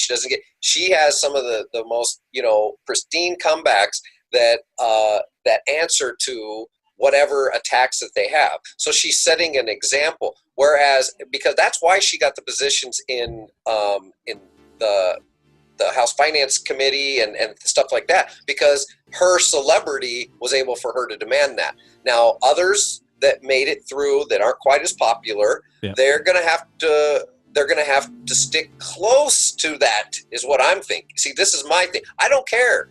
I was doing shit that I was supporting shit long before she was even out of diapers. Okay, but that doesn't mean that if I were elected, I wouldn't be up there saying, "Where do we go next, OC? Where are we going?" Right. And that's the I'm headed with you. I got this. I'll ride those coattails of celebrity as long as it's leading us to the right direction of getting the things done for the people, and we're not misleading people and stuff like that. It doesn't always mean that we're going to stand up against every Democrat or every establishment decision. We might join in with them. We might make concessions, because behind the scenes, you don't know what they're talking about. You don't know that she's saying, okay, listen, I'll vote this vote, but I want this, and this. And she's getting them because it's not out in the news. It's not being talked about. Maybe she doesn't tweet about it, but those kind of deals are being done. And we're going to have to trust that she's making calculated decisions, her and others that are, there with her. She's not alone. I try to remind people of that. There's a group of them that are standing together on certain things. Standing on the shoulders of some greatness in the Bernie. This is my personal opinion, and that's the problem that I have.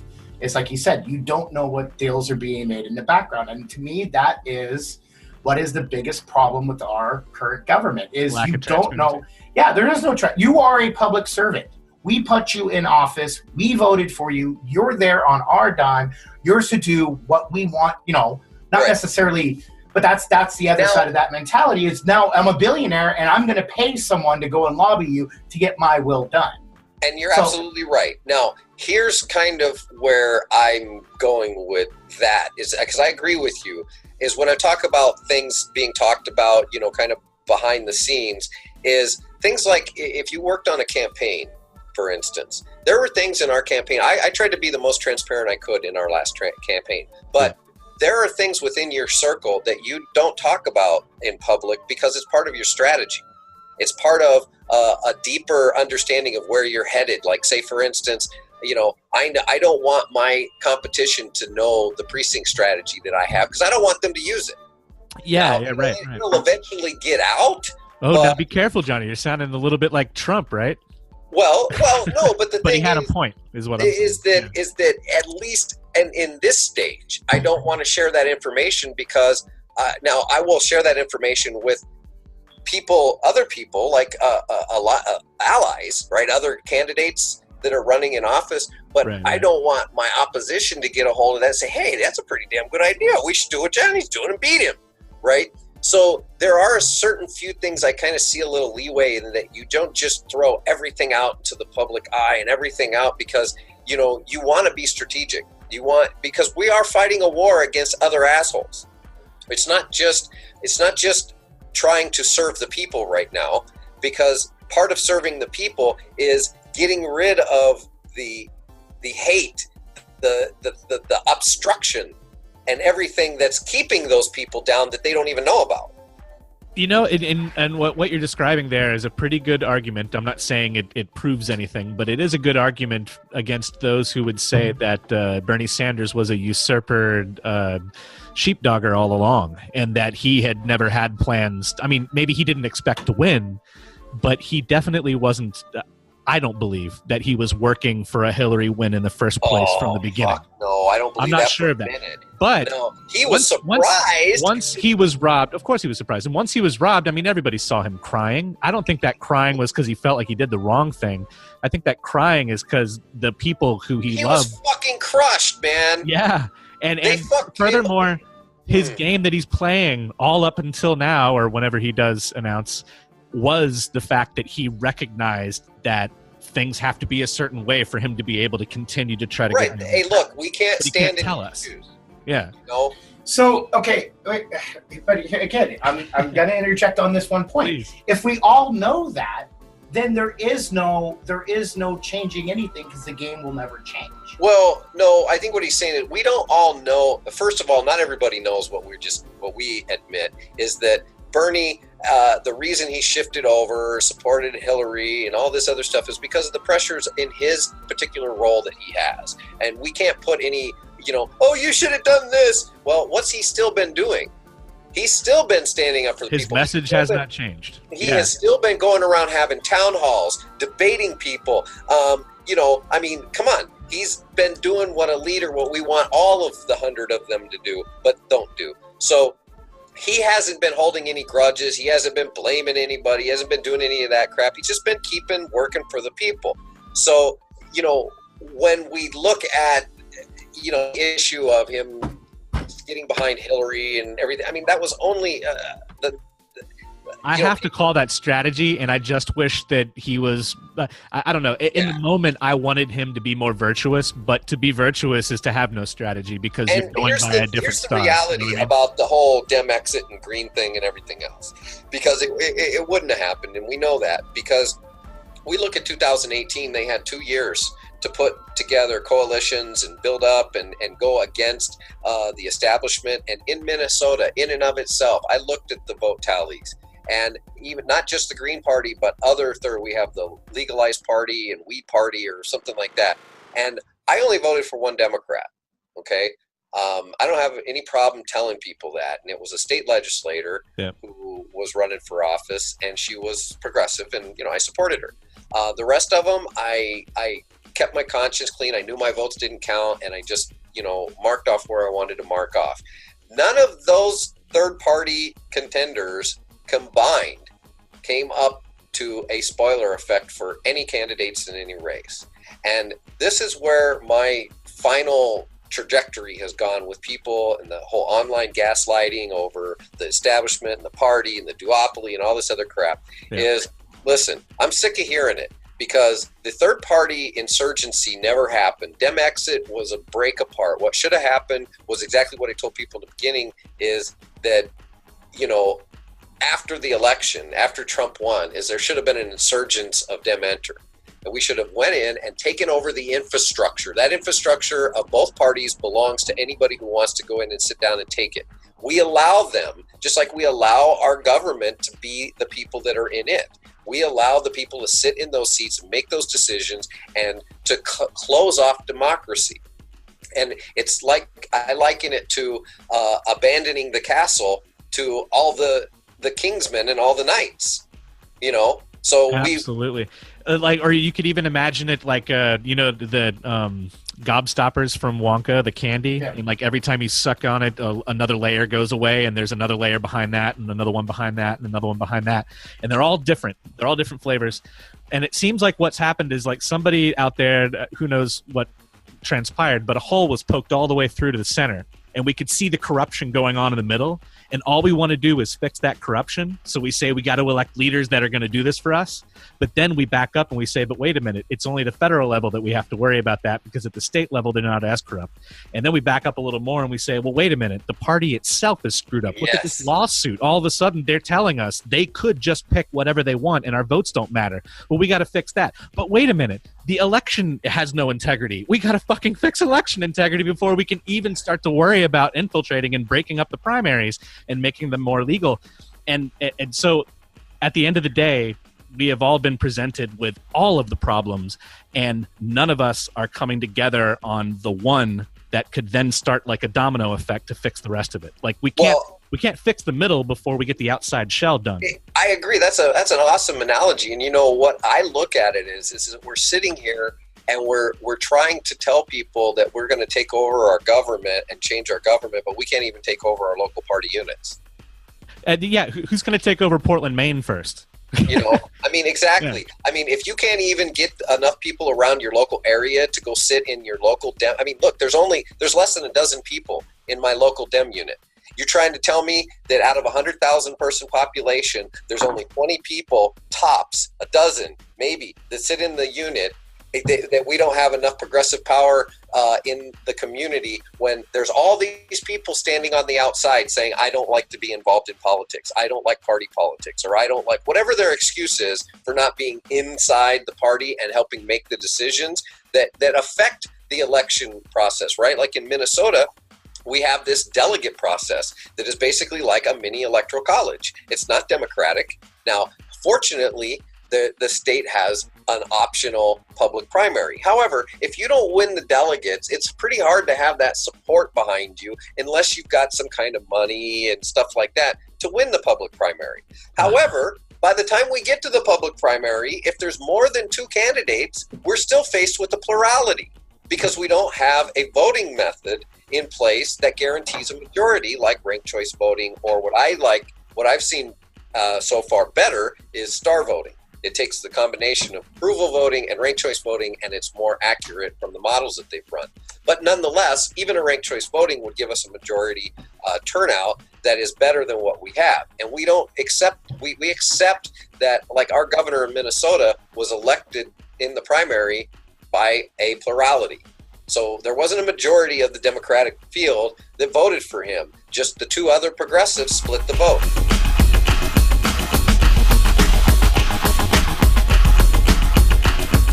Folks, we came back for just a couple more minutes. I just wanted to say thank you so much to Mr. Akzam, Johnny Progress, for coming on and educating us. I think you have personally converted 3 people into your cult. So definitely. And the good thing is it was either that or I'm pretty close to Florida, so it's either this cult or I become a Scientologist. But oh, well, I'm glad I could save you from that. The wife's already threatened me with divorce because I did a deep dive on Scientology for the last 3 weeks. Whoa, you got some feeting in your feeting, huh? Oh, that's the next podcast we're doing to it. I don't know. Oh, Christ. You have watched the South Park episode on that, right? Oh, yes. Oh, yeah. Okay. Making sure. But I mean, overall, like I told Chris, is I now know more about MMT than I woke up with the desire to learn, which is not a negative thing. I'm just saying now it's definitely one of those things I'm going to start really paying attention to. Yeah, well, and again, the primary thing to remember as we look at this like cultist, activity is that the people who are excited about it and that are coming off that way are generally newer. And when they get this realization, they want every frickin' buddy to know it because it's the answer, right? It's like, oh my God. Think back to the moment you woke up and realized the government's not on your side. Right. Or the people in the government aren't on your side. When we had the woke moment about the establishment, how they did Bernie, or, whatever point that you got woke at. Well, this is like an economic awakening. Yeah. And so when people realize it, and it clicks because it's like a kick in the head. You're like, holy crap, are you kidding me? It was this simple? Yeah. Oh, you know what? Honestly, I would equate it more to Soylent Green. It's people. Yeah. You know what I mean? It's that realization is that simple. It's that easy. And so what happens is the people who are like I can tell you are, right? Like you're going to be one of those people that's once you start grabbing a hold of more of the concepts of it and everything, you're going to start developing your own analogies and then being able to share that. Because we tell people, I use the term I learn MMT, then teach MMT. I use hashtags together because we want our friends and neighbors and our city council members and our, again, all those local and state officials to understand what we understand about it, because there's all these great things we can do now. The fact that the Republicans have been practicing MMT for this entire time right? Because they do. That's what they do. They spend, and then when it turns around, they say, "Oh, we have to cut the deficit," right? So after they spend, then they want to start cutting things because they're evil. They start cutting things as an excuse to cut down on the debt, even though most of them know better.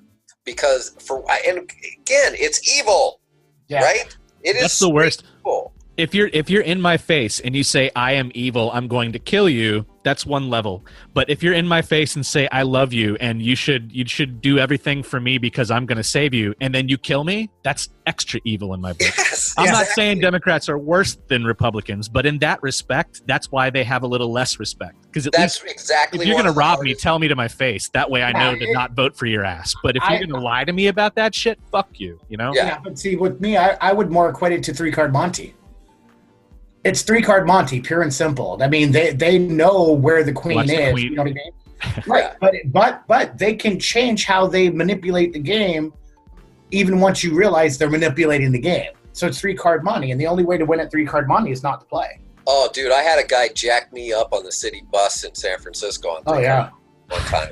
I dropped $60 to him, just guaranteeing I was gonna get it one time, and he did, and that's a good analogy. Anybody who's ever been taken by a 3-card Montyist will know what you're talking about, and it's true because so anyway, that kind of goes into the whole aspect of trying to accept, and I'm even doing the same thing on Twitter with people with Bernie's announcement, right? Yeah. Because people, this one tweet that I put out just got this like 400 engagements, people tweeting, and I mean it was surprised me because it's abnormal. But so I'm looking through and I'm keeping my composure, right? Because I don't want to be arguing with people, and I'm telling people, listen, instead of talking about Kamala Harris and this candidate and that candidate, why you don't like them, start talking about why you support the candidate you support.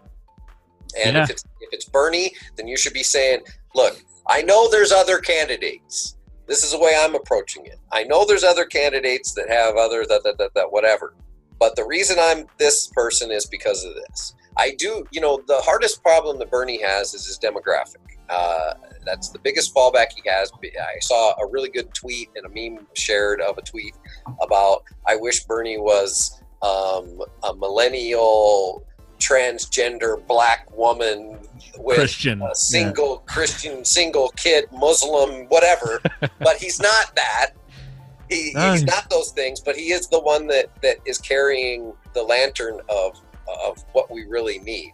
And even though, listen, I'm going to tell you, MMT people know that Bernie is irritating us. You need to know this because he keeps saying we need to raise taxes to pay for this and to pay for college. His economist is an MMT guy. Just saying. I don't know why he does that. Sorry. Stephanie Kelton, the leading economic activist for MMT, I would say she is, right? She's one of the leaders because she's been given that popularity face like AOC, right? Even though she wasn't one of the original ones, she's been given kind of the mantle. Well, she was his economic advisor. That's what I forgot that it was her. So we know that he knows, and she shakes her head and says, I don't know why he keeps saying it.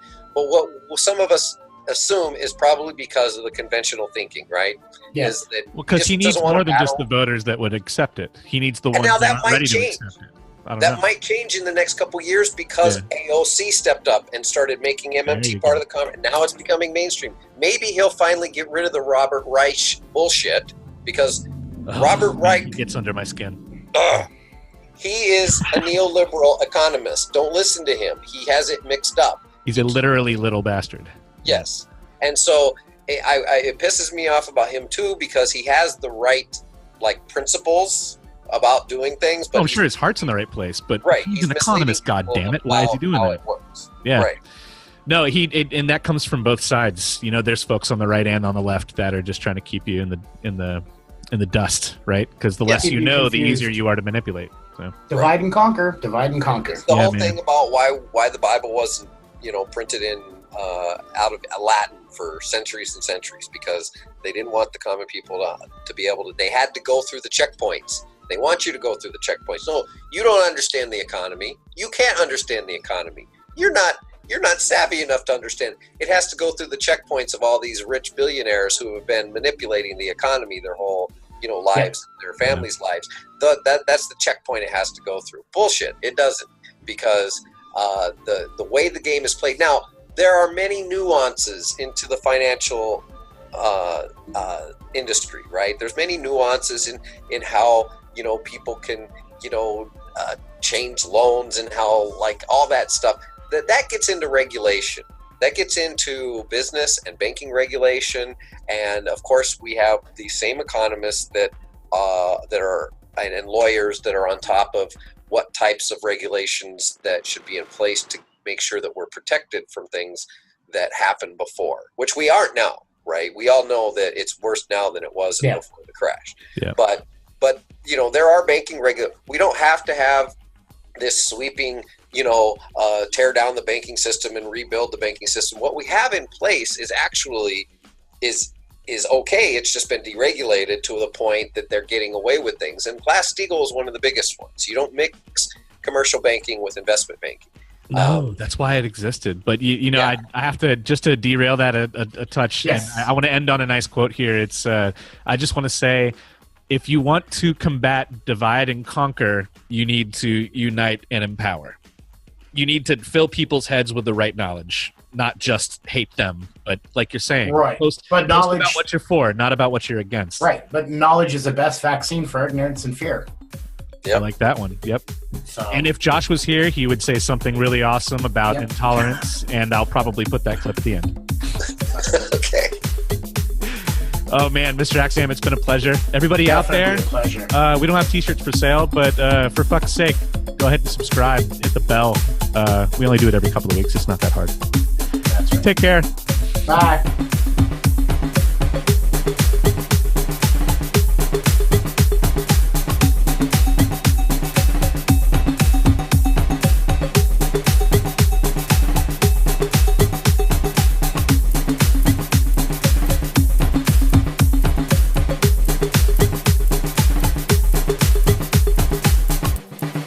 I got. We are comments recording. about that.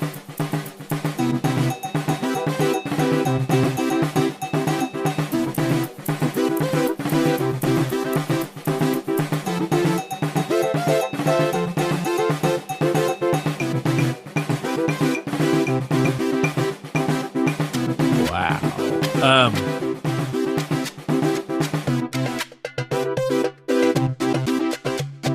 I have had it with this motherfucker.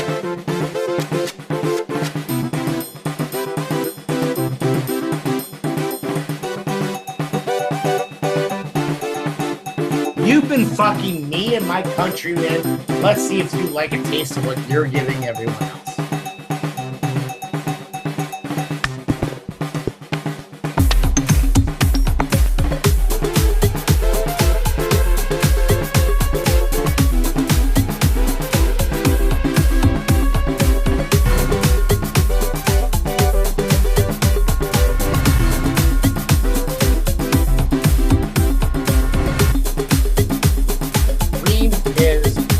Cheerio like no tomorrow.